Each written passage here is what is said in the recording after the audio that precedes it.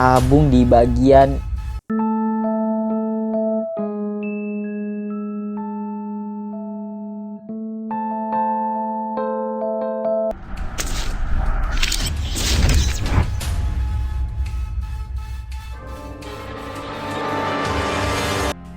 Hai, berjumpa lagi dengan Kacamata Investigasi. Kali ini saya akan bercerita bebas aja dengan teman-teman sekalian. Jadi ada sebuah cerita nih. Ini benar-benar kisah nyata karena ini sudah difilmkan, sudah dibuat novel dan sebagainya. Dan cerita ini datangnya dari negara barat sana, yaitu Amerika. Sebetulnya pelakunya ini adalah seorang berkebangsaan Jerman, yaitu Dr. Tanzler. Tanzler itu adalah seorang berkebangsaan Jerman yang karena kasus-kasusnya pada tawarkan dunia karena ditemukan sesosok mayat bersama dirinya di rumahnya dan sudah sekitar 7 tahun. Penasaran seperti apa ceritanya? Ikuti terus ya. Adalah dokter yang sangat cerdas sebetulnya. Ya sama seperti dokter pada umumnya lah, pinter kayak begitulah. Nah, karena kepintaran tersebut akhirnya dia dilibatkan di Perang Dunia untuk merawat pasien-pasien pada kala itu.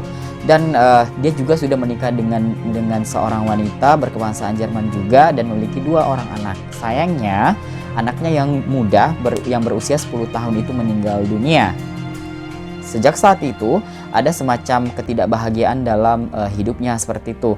Karena peninggal anaknya tersebut akhirnya mereka sekeluarga pindah ke Florida, Amerika Serikat. Nah, pada saat mereka berpindah tersebut keadaan ya sama seperti biasanya, hanya saja si Dr. Tanzler ini diberikan tugas baru ke pangkalan militer Amerika Serikat. Jadi Dr. Tanzler ini yang berprofesi sebagai dokter tersebut dipindahkan ke rumah sakit marinir di Amerika Serikat. Nah, di rumah sakit tersebut disitulah perjalanan cintanya dimulai.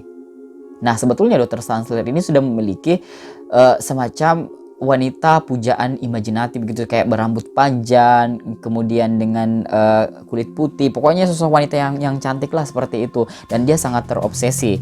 Nah, pada akhirnya datang nih seorang pasien karena pada saat itu dia ditugaskan untuk merawat pasien tuberkulosis. Kebetulan ada satu pasien yang bernama Elena. Elena ini adalah salah satu wanita cantik berkebangsaan Kuba, Amerika, yang kebetulan itu Dr. Tanzler diberikan tugas untuk merawatnya. Akhirnya Dr.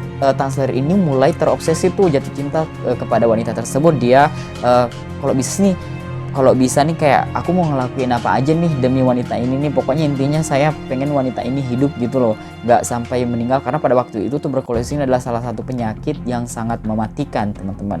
So akhirnya Dr. Tanzler ini begitu serius untuk melakukan berbagai macam percobaan, pokoknya mulai dari alat listrik lah, obat-obatan dan segala macam demi untuk hidupnya Elena karena dia sudah jatuh cinta. Bahkan dikabarkan nih si Dr. Tanzler ini juga sudah menyatakan cinta, namun tidak ada timbal balik daripada si Elena ke Dr. Tanzler, karena iyalah wajar, orang juga masih sakit kan ya, jadi wajar kalau misalnya belum direspon. Tapi Dr. Tanzler ini begitu terobsesi untuk mengutarakan cintanya, bahkan kalau bisa memiliki Elena seperti itu. Ini benar-benar dokter ini dokter gila beneran, karena sudah punya istri, punya anak, masih aja nyeleweng ya, parah banget. Pokoknya intinya pada akhirnya setelah 1 tahun dirawat, jadi nama lengkap wanita ini. Jadi cerita ini, wanita ini juga di Amerika ya. Dia adalah seorang pasien berkebangsaan Kuba dan dia bernama Maria Elena Milagro Helen de Hoyos. Panjang sekali teman-teman sekalian, makanya saya nyontek nih. Jadi pokoknya intinya si Dr. Tanzler ini kedatangan pasien tersebut dan ini dia jatuh cinta. Nah, saking terobsesinya Dr. Tanzler ini bener-bener kayak merawat dia itu secara maksimal. Dia kayak kalau bisa tuh segala macam jiwa raganya dia serahkan demi kesembuhan Elena karena dia sangat jatuh cinta. Pokoknya intinya ini cinta mati lah seperti itu. Nah, pada akhirnya sayang sekali karena kehendak Tuhan, Elena akhirnya meninggal dunia. Ya otomatis kan dokternya frustasi dong ya. Akhirnya dia frustasi sekitar 2 tahun. Bisa dikatakan itu sudah cacat mental alias gila, teman-teman sekalian. So bayangkan dia gila karena wanita tersebut, karena mungkin dia udah berusaha banget untuk menyembuhin si wanita tersebut, tapi ternyata nih si wanitanya nggak sembuh-sembuh kayak gitu, tambah stres lah dia. Akhirnya dia memiliki perilaku aneh nih. Jadi kayak bikin orang itu kayak bertanya-tanya kenapa sih si Tanzler itu selalu bolak-balik ke kuburan begitu ya. Maksudnya setiap malam segala macam. Dan itu berlangsung sampai kurang lebih 2 tahun hingga pada akhirnya dia memutuskan untuk mengambil mayat si Elena atau Maria Elena ini. Dan bayangkan teman-teman, selama 2 tahun, artinya kan mayatnya kalau Kristen ya I don't know gimana sih, mungkin di 2 tahun itu juga karena mungkin di mumi ya, jadi kayak nggak hancur sepenuhnya begitu ya. Dan akhirnya mayatnya ini yang sudah separuh hancur itu dibawa ke rumahnya. You know, bayangkan kalau misalnya mayat dibawa ke rumah, itu mengerikan sekali teman-teman sekalian. Akhirnya dibawalah mayat tersebut ke rumahnya. Menurut pengakuannya dia pada saat diperiksa dokter, ini ceritanya ini saya kayak langsung maju plotnya ya. Jadi kata polisinya yang mau sempat mewawancarai dokter Tanzler, apa sih motif dibalik itu, karena dia mendapatkan bisikan ya iyalah karena dia kena gangguan jiwa, otomatis kan dia ada kepikiran untuk membawa jenazah tersebut ke rumahnya, secara dia juga sangat mencintainya kan, kayak gitu. Nah, terus teman-teman sekalian, apa yang dilakukan dengan mayat tersebut adalah akhirnya diberi parfum berliter-liter, diberi desinfektan dan sebagainya. Akhirnya mayat itu bisa berbentuk manusia, dan bahkan rambutnya, kepalanya kayak tengkorak gitu kan, dibungkus dengan wig. Bukan dibungkus dengan wig ya, maksudnya dipakaikan wig supaya persis seperti Elena pada saat masih mendiang, masih hidup.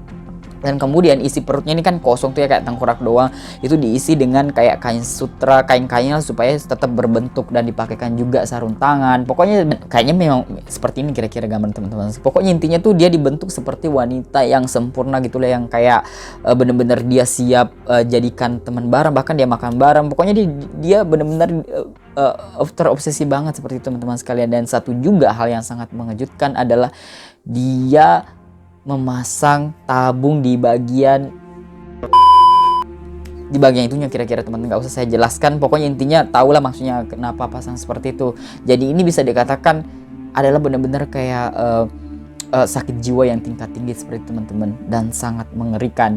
Dan akhirnya karena tetangga-tetangga pada curiga, akhirnya mulailah mereka kayak diuntiti si dokter Tanzler ini diuntiti seperti itu. Mereka kayak banyak yang mulai curiga kayak gitu, hingga akhirnya adik si Elena yaitu Florinda mulai nih tercium nih gelagak si dokter Tanzler ini. Akhirnya dia diciduk oleh polisi, dan akhirnya benar saja mayat Elena tuh di sana sudah dibungkus segala macam, dan dia dibekuk oleh polisi, tapi tidak dipenjarakan teman-teman, karena tidak ada undang-undang atas pencurian mayat di kuburan gitu. Sehingga kemudian dokter Tanzler masih bisa hidup dan masih berperilaku seperti itu.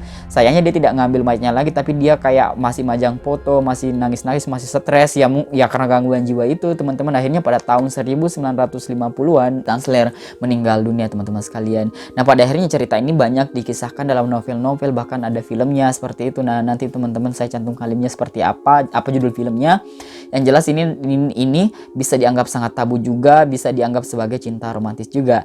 Namun pesan di balik cerita ini teman-teman sekalian, betapapun kita cintanya ke seseorang, ketika dia sudah meninggal, udah jadi mayat, udah hilang, harus move on gitu loh teman-teman. Jangan sampai kita kayak bertahan sama seseorang yang sebetulnya itu memang tidak untuk diri kita seperti itu. Nah, terima kasih teman-teman sudah mendengarkan cerita ini. Mohon maaf kalau saya masih belibet karena ini baru percobaan saya untuk investigasi ini. Saya ngomong berikutnya saya akan memberikan berbagai cerita-cerita investigasi, pembunuhan, kriminal dan sebagainya, dan saya akan bercerita seperti ini supaya lebih santai, dan teman-teman nanti bisa kasih komentar, kritikan dan sebagainya demi perkembangan channel ini untuk Kacamata Investigasi. Terima kasih sudah menonton.